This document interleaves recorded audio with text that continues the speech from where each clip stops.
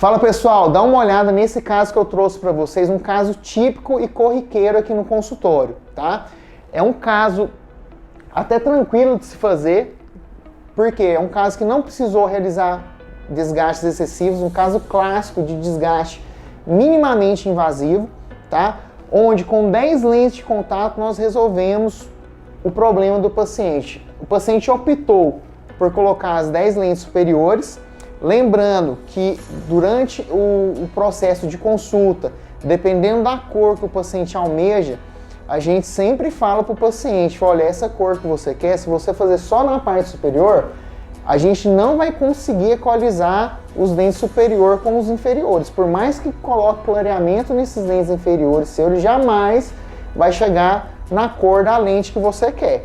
Então isso daí é muito bem difundido, muito bem conversado com o paciente. Normalmente, na maioria das vezes, depois de 1 ano, 6 meses, o paciente volta para fazer a parte inferior também.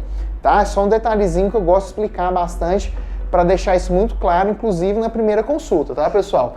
Então, um caso aqui, paciente jovem, sexo masculino, tá?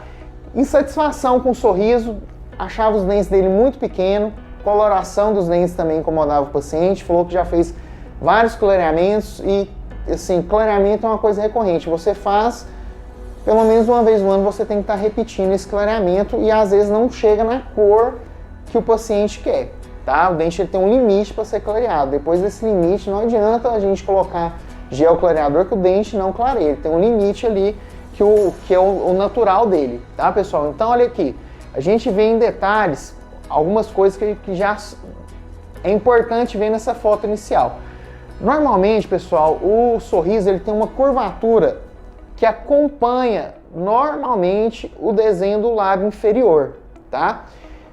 Esse paciente já tem uma condição que a gente chama de sorriso invertido. O que é isso, pessoal?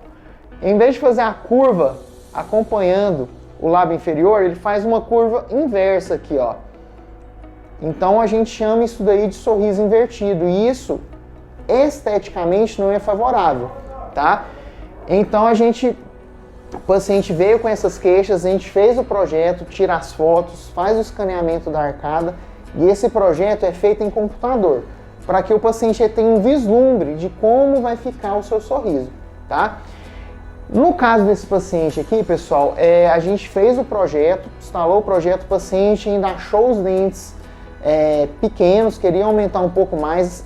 Esse aumento ele não é feito ao acaso, a gente tem diversos parâmetros para chegar na altura e na largura ideal para o paciente. Esses parâmetros não são uma lei, pode ser que fique melhor a gente aumentar um pouquinho ou diminuir um pouquinho também. Por isso que é importante, depois de instalar o projeto, os provisórios, as lentes provisórias do paciente, a gente fazer as adequações, claro, respeitando a limitação de cada caso e o desejo do paciente também. Então o paciente quis aumentar os dentes além do que foi pretendido no projeto, tá? Essa daqui é uma vista mais adentro para vocês verem alguns detalhes, que até em relação aos dentes inferiores, os dentes superiores dele realmente eram pequenos, principalmente entre canino e canino, tá? Lembrando que tinha algumas manchas de restauração, isso daqui não sai fazendo limpeza, isso daqui tem que trocar a resina, mesmo com polimento, a gente tem que dar um polimento aqui, isso daqui foi substituído depois, tá? Esse daqui é o resultado final do paciente, já com as lentes instaladas, foram 10 lentes, né, de segundo premolar do lado direito ao segundo premolar do lado esquerdo do paciente, tá, pessoal? Então notem a harmonia que foi devolvida ao acompanhar a linha do sorriso aqui, sempre acompanhando essa linha do lábio inferior aqui, ó, pessoal.